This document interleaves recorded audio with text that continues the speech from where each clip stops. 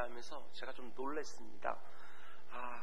분명히 예레미야서도 여러 번 읽었을 텐데 전 이번에 굉장히 특별하게 이 구절이 다가왔습니다. 이유는 2600년 전에 기록된 서신서인데도 불구하고 오늘날 2019년도에 들어도요 조금도 어색하지 않은, 오늘 우리들에게 주는 너무나도 기가 막힌 말씀 아닌가, 이런 생각을 해보았습니다. 오늘은 특별 새벽의 11번째 시간도 두렵고 떨림으로 너희 구원을 이루라, 빌립보서 2장에 나오는 말씀을 제목으로 삼았습니다. 두렵고 떨림으로 너희 구원을 이루라. 오늘 설교는 여러분들이 좀 더 집중해서 듣기를 원합니다. 졸면서 조금씩 이렇게 듣게 되었으면 오해할 수도 있습니다. 오늘 말씀 참 귀한 하나님께서 우리들에게 주신 말씀이 아닌가 생각을 했습니다. 오늘 하나님이 예레미야에게 주신 말씀 두 번째 시간입니다. 오늘 본문을 보면 하나님께서 예레미야에게 다음과 같은 명령을 하셔요. 2절, 너는 여호와의 집 문에 서서 이 말을 선포하여 이르기를, 여호와께 예배하러 이 문, 성전 문으로 들어가는 유다 사람들아, 여호와의 말씀을 들으라. 우리로 말하면 지금 예배를 드리기 위해서 교회 문으로 이렇게 들어가는 사람들에게 그 문 앞에 서서 예레미야 선지자가 외치는 거예요. 근데 뭐라고 외치는가? 예배하러 성전에 들어가는 사람들에게 거짓말에 속지 마라. 거짓말에 속지 마라. 두 번이나 말씀한 걸 보게 되어집니다. 먼저 첫 번째는 4절 말씀이에요. 너희는 이것이, 예루살렘 성전을 말합니다. 이것이 여호와의 성전이라, 여호와의 성전이라, 여호와의 성전이라는 거짓말을 믿지 마라. 예루살렘 성전을 가리켜 여호와의 성전이라고 말하는데 그 거짓말이다. 누가 이렇게 말씀하시느냐? 하나님이 직접 예레미야가 말씀을 주시는 거예요. 이게 도대체 무슨 말인가? 그 두 번째는요, 8절 나와요. 보라, 너희가 무익한 거짓말을 의존하는 거다. 그럼 7장 전체를 통해서 하나님이 왜 성전 안에 들어가는 사람들에게 거짓말에 속지 말라 두 번이나 말씀하셨는지 그 이유에 대해서 설명해 주시는 거예요. 오늘 이 시간에는 하나님 속지 말라고 하시는 두 가지 거짓말에 대해서 우리가 함께 묵상하면서 혹시 내가 이런 거짓말에 속고 있지는 않은지 점검하는 시간이 되기를 원합니다. 그럼 먼저 하나님 속지 말라고 말씀한 첫 번째 거짓말 4절입니다. 너희는 이것이 여호와의 성전이라, 여호와의 성전이라, 여호와의 성전이라 하는 거짓말을 믿지 마라. 하나님이 어떤 말씀을 하신 다음에 이 같은 말씀을 하시느냐? 바로 앞에 나오는 3절 말씀입니다. 만군의 여호와 이스라엘 하나님께서 이와 같이 말씀하시되 너희 길과 행위를 바르게 해라. 그리하면 내가 너희를 이곳에 살게 하리라. 3절에서 말씀하는 이곳은 예루살렘 성전을 말하는 것이죠. 어떤 사람이 그 성전에서 살 수 있다고 하는 말씀하시느냐? 자기의 길과 행위를 바르게 하는 사람만이 여호와의 성전에, 예루살렘 성전에 살 수 있다고 말씀하십니다. 그러고 나서 곧바로 4절에 이것이 예루살렘 성전이 여호와의 성전이라, 여호와의 성전이라, 여호와의 성전이라 세 번이나 반복해서 이렇게 말하는 거짓말에 속지 마라. 그리고 이어지는 5절부터 7절 말씀에서도 이렇게 말씀하는 걸 볼 수 있습니다. 너희가 만일 길과 행위를 참으로 바르게 하여. 근데 길과 행위를 참으로 바르게 하는 구체적인 내용들이 그 뒤에 나오죠. 이웃들 사이에 정의를 행하며 이방인과 고아와 과부를 압제하지 아니하며 무죄한 자의 피를 이곳에 흘리지 아니하며 다른 신들 뒤를 따라 화를 잡수하지 아니하면, 한마디로 말하면 너희가 이렇게 하지 아니하면 내가 너희를 이곳에 살게 하리라. 하나님 아주 명확하게 말씀하십니다. 자기 길과 행위를 바르게 하는 사람만이 여호와의 성전에 살 수 있고 정의를 행하고 가난한 사람들 돌보고 우상을 떠나 하나님만 온전히 섬기면 여호와의 성전에서 계속해서 살 수 있다고 하는 말씀하시는 거예요. 그러니까 여호와의 성전에서 계속해서 살기 위해서는 반드시 어떤 모습이 있어야 되느냐? 자기의 길과 행위를 바르게 해야 되는 거예요. 이게 바로 하나님의 전에서 살 수 있는 조건이에요. 그런데 그 당시 이스라엘 사람들이 붙잡고 있었던 거짓말, 거짓 교리가 어떤 거냐면요, 자기들이 어떻게 사는지 그건 하나도 중요하지 않고 이렇게 생각하는 거예요. 여호와의 전이 예루살렘에 있기 때문에 성전이 있는 남유다는 절대로 망할 수가 없다. 이게 바로 거짓말이라는 거예요. 이런 거짓말에 속지 마라. 얘들아, 그거 다 거짓말이다. 절대로 그런 교리에 속지 마라. 이 예루살렘 성전이 아직도 나의 성전이라고 생각하느냐? 그 거짓말에 속지 마라. 더 이상 예루살렘 성전이 여호와의 성전이 아닐 수 있다. 이어진 12절 이하의 말씀 보면 보다 분명해집니다. 너희는 내가 처음으로 내 이름을 둔 처소 실로에 가서 내 백성 이스라엘의 악에 대하여 내가 어떻게 행하였는지를 보라. 지금 예루살렘 성전에 들어간 사람들에게 어디에 가보라고 말을 합니까? 실로라는 곳에 가서 하나님이 그것을 어떻게 하셨는지 한번 보라는 거예요. 그런데 실로라는 곳은 어떤 곳이었느냐? 실로는요, 예루살렘 성전이 지어지기 전에 성막이 있던 곳, 그러니까 즉 법궤가 있었던 곳, 그것이 바로 실로예요. 예루살렘 성전이 지어지기 전까지 이스라엘의 여호와 신앙의 중심지, 그곳이 바로 실로예요. 근데 그 실로에서 어떤 일이 있었느냐? 그들의 잘못된 믿음 때문에 전쟁에서 대패한 역사가 거기에 있는 거예요. 여러분이 잘 아시는 이야기입니다. 블레셋 군대가 쳐들어와서 전쟁을 벌였는데요, 이스라엘 군대가 완전히 패해버립니다. 그 다시 전쟁을 벌일 때는 이스라엘 백성들이 뭘 가지고 전쟁에 나아가요? 실로에 가서 여호와의 법궤를 메고 그것을 가장 앞에 세우고 전쟁에 나간 거예요. 왜 법궤를 가지고 전쟁에 나가죠? 법궤가 하나님의 임재를 상징하니까 그 법궤를 가지고 나아가면 전쟁에서 당연히 이길 거라 생각한 거예요. 그런데 그들에겐 이런 믿음이 있었던 것이지요. 하나님의 법궤를 가지고 나아가면 전쟁에서 절대로 지지 않는다. 그런데 그 전쟁이 어떻게 되어지느냐? 법궤를 가지고 나아가지 않았을 때보다 훨씬 더 많은 사람들이 전쟁에 죽고요. 아니, 하나님 임재를 상징한 그 법궤까지 빼앗겨버려요. 이게 바로 실로에서 있었던 역사적인 사건이라는 것입니다. 그들의 잘못된 생각이 뭐냐? 하나님의 뜻과는 상관없이 법궤 자체에 무슨 능력이라도 있는 것처럼 법궤를 메고 나가는 거예요. 그러니까 하나님이 지금 그때 그 사건을 상기시켜 주고 있다는 것입니다. 예루살렘에 여호와의 성전이 있다고 너희가 망하지 않을 거라고? 무슨 소리?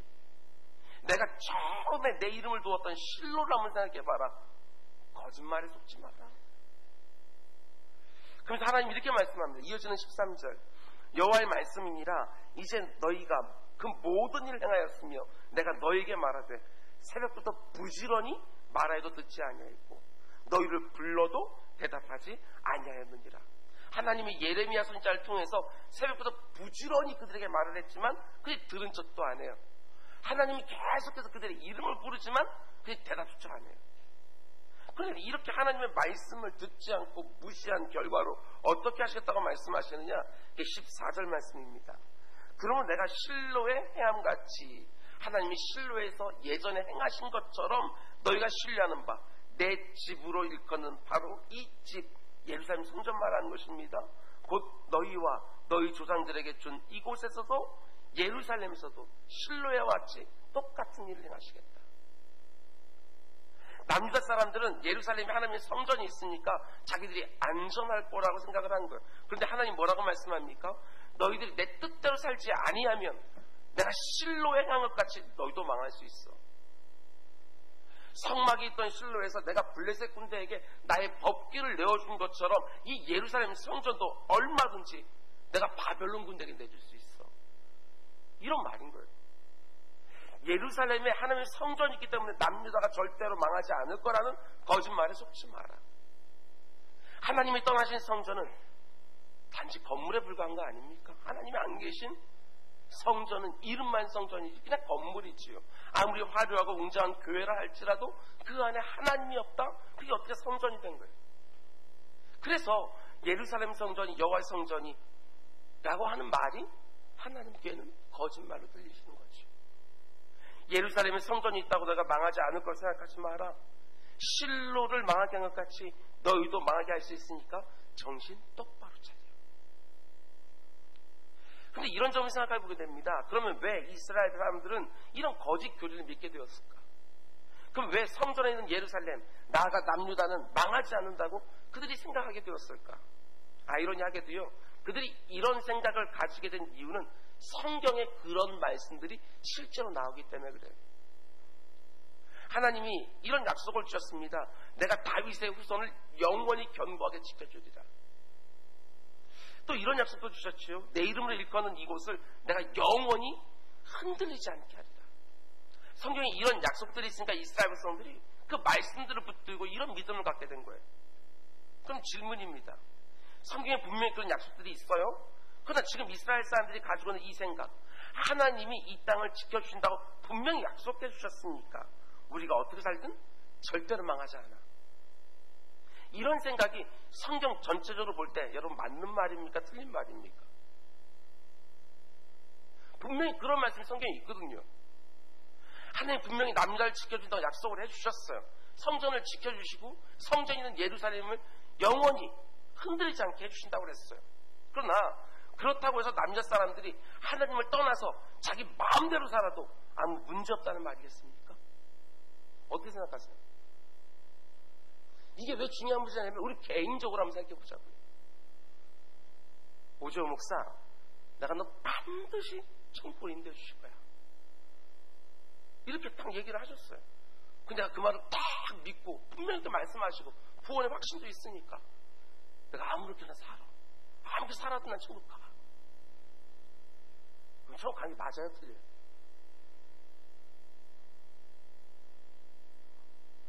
굉장히 심각한 말씀입니다. 하나님이 아무리 새벽부터 말씀해 주셔도 듣지도 않고요. 아무리 이름을 불러도 대답하지도 않고 자기 멋대로 살아가면서도 이렇게 말해요. 여기 하나님이 성전이 있으니까 우린 절대로 망하지 않아. 여기 봐. 성경을 보라고. 하나님이 자신의 성전이 있는 이곳을 영원히 지켜준다고 했잖아. 우리 아무 문제 없어. 이렇게 말하는 게 과연 맞는 것이냐. 하나님은 분명히 이스라엘 백성들에게 많은 약속의 말씀을 주셨습니다. 먼저 사무엘하 7장 14절에서 16절 말씀 보면 하나님 다윗에게 이런 약속을 해주죠. 내가 다윗 왕조를 영원히 지켜주리라. 우리가 같이 한번 읽어볼까요? 14절부터 시작. 나는 그에게 아버지가 되고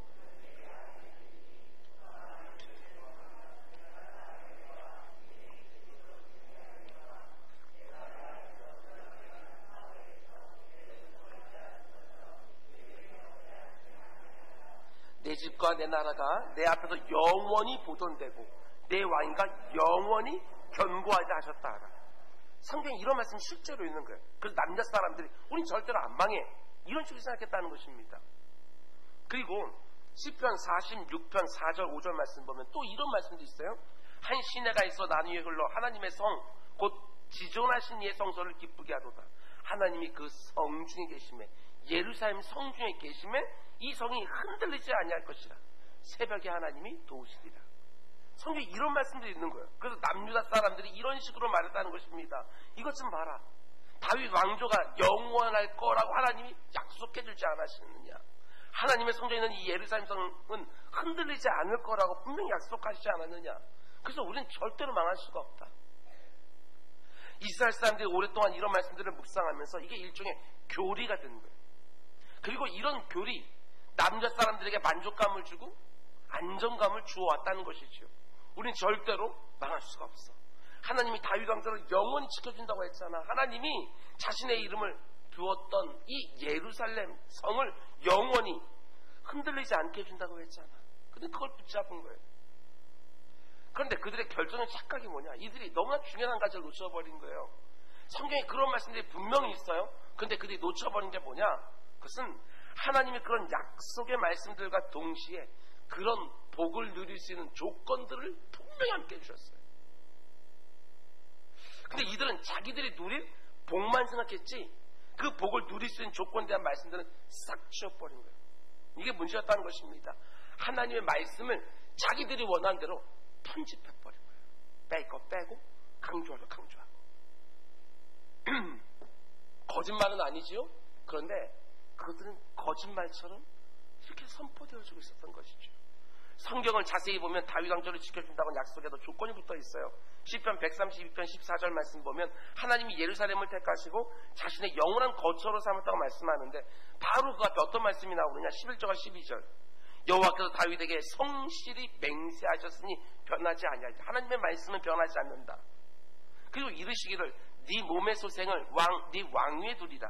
네 자손이 내 언약과 그들이 교훈하는 내 증거를 지킬진대. 이게 조건이에요.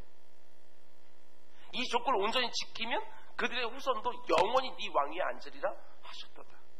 너희 후손이 내 뜻대로 산다는 전제 하에, 내 말을 지키고 순종한다는 전제 하에 이런 복을 주시겠다. 다윗은 하나님의 말씀을 제대로 이해했어. 이 말씀 맨 처음 받은 다윗은. 그래서 자기 아들인 솔로몬에게 왕위를 물려주면서 하나님 주신 조건을 분명하게 알려줘요. 열왕기상 2장을 보면 다윗이 죽을 날이 임박해서 솔로몬에게 이렇게 말합니다. 3절. 네 아들 여호와의 명령을 지켜 그 길로 행하여 그 법률과 계명과 율례와 증거를 모세의 율법에 기록된 대로 지키라. 분명히 조건을 분명하게 말해줘요. 그리고 나서 그 조건에 맞게 네가 행하면 네가 무엇을 하든지 어디로 가든지 형통할지니라. 이게 복인 거예요. 이게 한 세트라고요. 조건과 약속이 세트로 묶여 있어요. 네가 하나님 뜻대로 살기만 하면 형통할 것이다. 근데 문제가 뭐냐? 분명히 처음에는 조건과 약속 이 두 가지가 함께 묶여 있었는데 시간이 점점 흘러가면서 이스라엘 사람들이 어떻게 하느냐? 앞에 있는 조건에 대한 말씀들을 싹 치워버린 거예요. 그리고 뭐만 기억하느냐? 하나님이 절대로 우리를 망하게 하지 않는다. 이것만 붙드는 것이죠. 뿐만 아니라 성전에 대한 약속도 마찬가지예요. 솔로몬이 예루살렘 성전을 지을 때 하나님이 나타나셔서 예루살렘 성전을 크게 축복해 주셔요. 근데 그때도 하나님이 조건을 하나 붙이셨어요. 열왕기상 9장 3절. 여호와께서 그에게 이르시되 네 기도와 네가 내 앞에서 간구한 바를 내가 들은즉 나는 네가 건축한 이 성전을 거룩하게 구별하여 내 이름을 영원히 그곳에 두며. 성전 건축을 우리가 계획하고 있는데요, 이 말씀이 얼마나 훅 하고 들어갈지 모르겠어요. 나는 네가 건축한 이 성전을 거룩하게 구별하여 내 이름을 영원히 그곳에 두며 내 눈길과 내 마음이 항상 거기 있으리니. 하나님 분명히 약속해 주셨어요.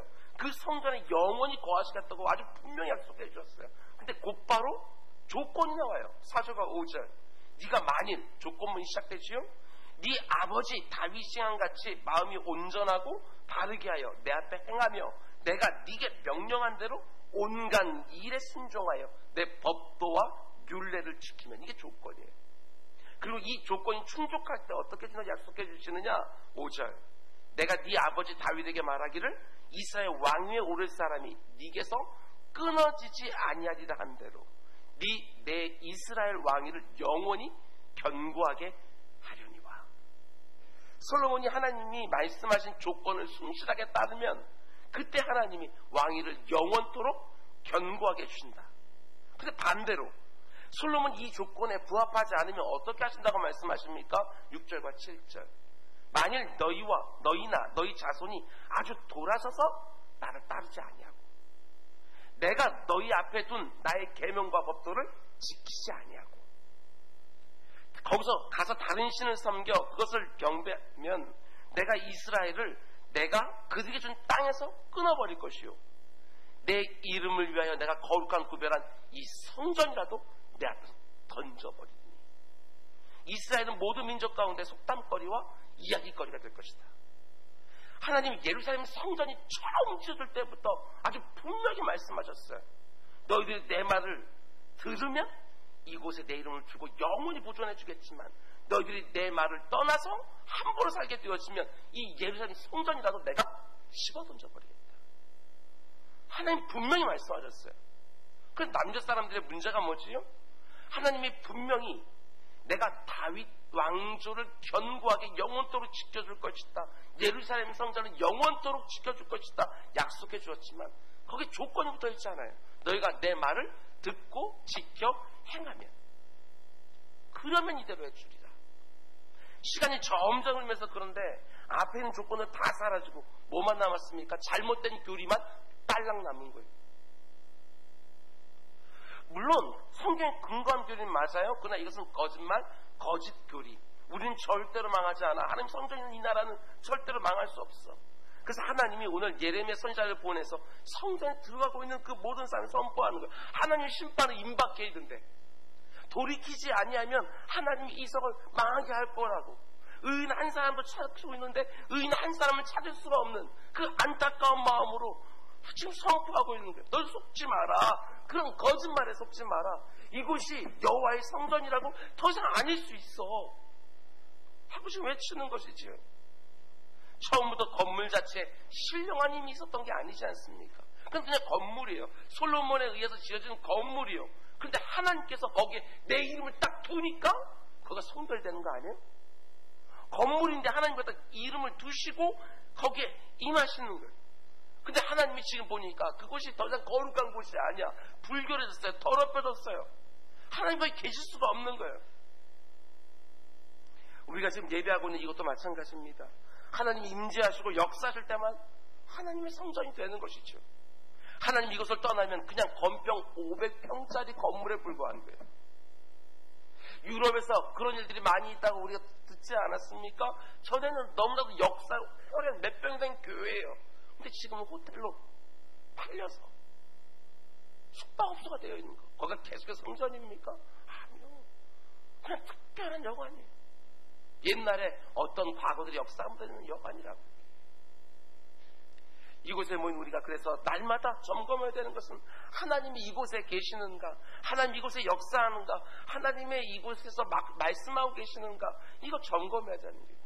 오늘 이 시간도 하나님이 이곳에 임재하셔서 우리의 예배를 받고 계셔야 이 강단 위에서 하나님의 말씀이 정확하게 선포되고 있어야 이 자리는 회중 가운데 속에 하나님 향한 진실된 찬양과 기도가 드려지고 있어져야 이것이 하나님의 성전이 되는 거 아니겠어요? 하나님이 떠나신 곳을 하나님의 성전이라고 말하는 것은 명백히 거짓말이라고 하나님이 직접 말씀하신다고. 얼마나 무서운 말씀이에요. 우리 교회와 이 땅의 교회들이 다른 그 어떤 곳에 신경 쓰는 게 아니고 이곳에 하나님의 영광이 있는지, 이곳에 하나님의 말씀이 있는지 늘 두렵고 떨림으로 점검하는 우리가 되기를 주님의 이름으로 축원드립니다. 그럼 이제 두 번째 거짓말이에요. 본 8절. 보라 너희가 무익한 거짓말을 의존하는도다. 이분 어떤 거짓말이지요? 9절. 너희가 도둑질하며 살인하며 간음하며 거짓맹세하며 바르게 분양하며 너희가 알지 못하는 다른 신들을 따르면서, 한마디로 하나님의 말씀을 다 어기고 있으면서 10절 이들이 어떻게 하느냐? 내 이름으로 일컫는 이 집에 들어와서 내 앞에 서서 말하기를 우리가 구원받았나이다. 지금 어떤 말씀이지 여러분 이해가 되세요? 이거 거짓말이라는 거예요. 굉장히 무서운 말씀이거든요. 지금 이스라엘 백성들이 하나님의 계명을 다 어기고 있어요. 하나님 오죽하면 이 성을 완전히 쓸어버리려고 지금 계획을 가지고 계시잖아요. 도둑질하지 말라는 8계명도 어기고, 살인하지 말라는 6계명도 어기고, 간음하지 말라는 7계명도 어기고 있고, 거짓 맹세하지 말라는 9계명도 어기고 있어요. 거기다가 바알에게 분항하고 다른 신을 따르고 있으니까 1계명과 2계명도 지금 다 어긴 거예요. 그러면서 우리가 구원받았나이다.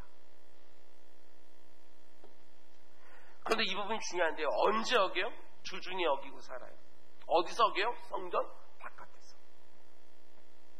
그래서 하나님 이렇게 말씀하시죠. 이어진 17절. 너는 그들이 유다 성읍들과 예루살렘 거리에서 행하는 일을 보지 못하였느냐. 성전 안에서 이들이 범죄한 거 아닙니다. 유다 성읍들 안에서 죄를 짓고 예루살렘 거리에서 죄를 짓는 거예요. 물론 안식일에 성전 안에서는 누구보다도 경건하게 제사를 드렸을 거예요. 그러나 안식일이 지나서 주중에는 성전 아니라 성전 바깥에서는 하나님의 계명들을 다 어기면서 악하게 살아가는 거예요. 그러면서도 안식일날 성전 안에 들어가서는 뭐라고 하나님 앞에 딱 서서 뻔뻔하게 얘기합니까? 우리가 구원 얻었나이다. 하나님 이걸 보면 기막혀 하시는 거예요. 너희가 주중에는 성전 밖에는 유다 성읍들과 예루살렘 거리에서 너희 마음대로 율법을 다 깨뜨리며 살면서 안식일에 이 성전에 들어와서는 뭐? 너희가 구원받았다고? 착각하지 말라는 거예요. 거짓말하지 말라는 거예요. 앞에서 설교자가 딱 서서 구원받으셨습니까? 그러면 자동적으로 아멘. 그게 아니라는 거예요. 하나님이 기막혀 하신다고요. 주중에 성전 밖에서는 자기 마음대로 살고 하나님이 잊고 살다가 하나님 말씀과 전혀 상관없는 삶을 살다가 주일날 교회 안에서 딱 들어와서는 내가 구원받았음을 내가 믿습니다. 이게 거짓말이라는 거예요. 거짓 교리, 잘못된 예배가 아니라는 거예요. 반드시 기억하시기 바랍니다. 우리가 믿는 하나님은 이 시간, 이 장소에만 계시는 것이 아니라 모든 시간 안에 우리의 모든 삶의 자리에 계셔요. 우리가 어디에 있든 언제 무엇을 하든 우리의 모든 삶의 영역에서 불꽃 같은 눈동자로 우리를 지켜보고 계셔요. 늘 그 시선을 의식하고 살라. 호람되어 늘 하나님 앞에 살아가라. 여러분, 잘못된 예배관에서 벗어나야 됩니다. 하나님은 이 시간, 이 장소에서만이 아니라 내 삶의 모든 시간에서, 내 삶의 모든 영역에서 내가 참된 예배자로 살기를 너무나 원하시는 거예요. 이런 삶을 살기를 간절히 원하면서 결심도 하고 의지도 좀 세우고 나의 결심과 의지를 붙들어달라고 기도도 좋아하는 우리 모두 되시게 주면 축원드립니다. 근데 오늘 이 말씀이요, 지금 우리에게 너무나 중요한 이유가 뭐냐? 그 당시 남자 사람들이 붙었던 이 두 가지, 이 거짓 교리를 오늘날 우리도 거의 유사하게 붙들고 있는 것처럼 보일 때가 너무나 많이 있다는 것입니다. 첫 번째로 남유다 사람들이 붙들고 있었던 거짓말이 무엇이냐? 하나님이 지켜주신다고 분명히 약속했으니까 우린 절대로 망하지 않아. 예, 성경에 분명히 그런 약속들이 있어요. 근데 그들의 문제는 뭐라고요? 그 약속의 말씀들에 붙어있는 조건들을 싹 지워버렸다. 그럼에도 불구하고 하나님이 약속해 주셨으니까 우리는 절대로 망하지 않아. 이게 바로 그들이 붙들고 있었던 거짓말이라는 거예요. 근데 혹시 우리 중에도 이와 비슷한 거짓말, 거짓 교리를 붙들고 계시는 분이 있는가 모르겠어요. 내가 예수를 일단 믿었기 때문에 난 절대로 망하지 않아. 내가 예수를 일단 믿었기 때문에 내 구원은 절대로 취소될 수 없어. 내가 천국에 가서 금면류관은 못 쓸지라도 우리 어른들이 얘기하는 것처럼 개털모자는 받지 않겠나. 내가 이미 천국행 티켓은 확보해 놓았기 때문에 부끄러운 구원일지는 몰라도 천국에 가기는 간다. 틀린 말 아니에요. 왜 그렇게 말할 수 있는 성경 근거 구조들이 있으니까. 틀린 말이 아니에요. 예수님이 요한복음 10장 28절 29절에서 분명히 약속해 주셨습니다. 내가 그들에게 영생을 주노니 영원히 멸망하지 아니할 것이요 또 그들을 내 손에서 빼앗을 자가 없느니라. 그들을 주신 내 아버지는 만물보다 크심에 아무도 아버지 손에서 빼앗을 수 없느니라. 성경에 이런 말씀들이 분명히 있어요. 그래서 우리는 구원을 확신하지요. 절대로 빼앗길 수 없는 구원이요. 근데 우리가 이 말씀을 붙들고 내 구원을 확신하면서 내 마음대로 산다? 그건 다른 얘기라고요. 사도 바울도 이렇게 말합니다. 로마서 11장 하나님의 은사와 부르심에는 후회하심이 없느니라. 근데 이 말씀은 딱 붙들고 내가 하나님과 전혀 상관없는 것처럼 살아도 하나님이 절대 후회하지 않으신다? 그것도 다른 얘기라고요. 우리가 너무나 좋아하는 빌립보서 1장 6절 너희 안에서 착한 일을 시작하신 이가 그리스도 예수의 날까지 이루실 줄을 우리가 확신하노라. 이게 맞습니다. 하나님 내 안에 시작하신 구원을요 반드시 완성시켜 주실 거예요. 근데 이런 말씀을 붙들고 하나님 말씀과 전혀 다르게 살아간다. 그건 다른 말이라고요. 아니라는 것입니다. 성경에 그런 말씀들만 있는 게 아니에요. 성경을 보면요 수없이 많은 구절들이요 구원의 확실성이 돼서 말을 하면서 동시에 구원의 합당한 삶도 얘기하거든요. 다시요.